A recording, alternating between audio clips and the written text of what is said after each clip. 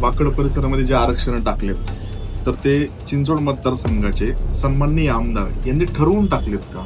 पिंपरी चिंचवड महानगरपालिकेच्या निवडणुका जाहीर झाल्या, निवडणुकीच्या तोंडावरती हा प्रश्न स्वतःहून उपस्थित केला गेलाय का? नमस्कार, मी स्वप्नील बनसोडे. पिंपरी चिंचवड महानगरपालिकेने नवीन विकास आराखडा पिंपरी चिंचवडकरांकडे सादर केलाय. वाकड भागामध्ये दत्त मंदिर रोड हा 45 मीटरचा रोड असताना त्याला समांतर 2 24 मीटरचे रोड नव्याने लोकवस्ती बनवून टाकली. ही लोकवस्ती कोणती आहे? ही खूप जुनी लोक आहेत, राहणारे सामान्य लोक आहेत. अर्धा गुंठा 1 गुंठा जमीन घेऊन ज्यांनी स्वतःच्या कष्टातून पैसे उभे करून ते घरं बांधलेत, त्या घराच्या भर लोकवस्तीमधून ते रस्ते आता जात आहेत. त्याच्यामध्ये प्रचंड नुकसान होतं.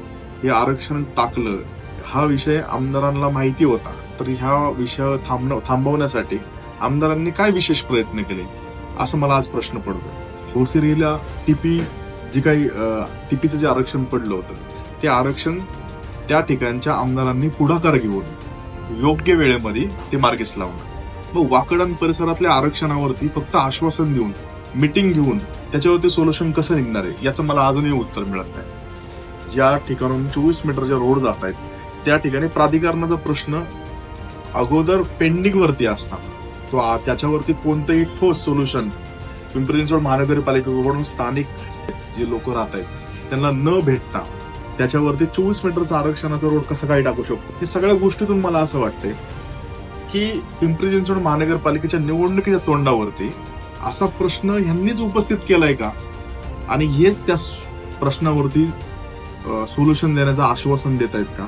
या प्रकरणामध्ये सामान्य लोकांच्या डोळ्यामध्ये धुळफेक करण्याचा प्रयत्न खूप मोठ्या प्रमाणामध्ये केला जातो. याला सामान्य लोकच विरोध करतील हेही जरी मान्य असलं तर हे घडवून केलेली गोष्ट आहे का याच्याबद्दल मला थोडासा डाऊट आहे.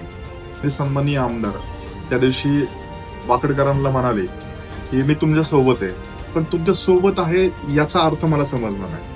तुम्ही संविधानिक पदावरती आहात, तुम्ही आयुक्तांना प्रेशर करून हे जे वाकडमध्ये आरक्षण पडले तर ते कॅन्सल करू शकता. भोसरी मतदारसंघामधले आमदार यांनी ज्या तत्परतेने हे सगळे आरक्षण कॅन्सल करून घेतले तर ते वाकडमध्ये का होताना दिसत नाहीये? सामान्य लोकांना हे आरक्षण रद्द करू याचं आश्वासन आमदार का देत नाहीत? या सगळ्या गोष्टींचा मला आज प्रश्न पडलाय.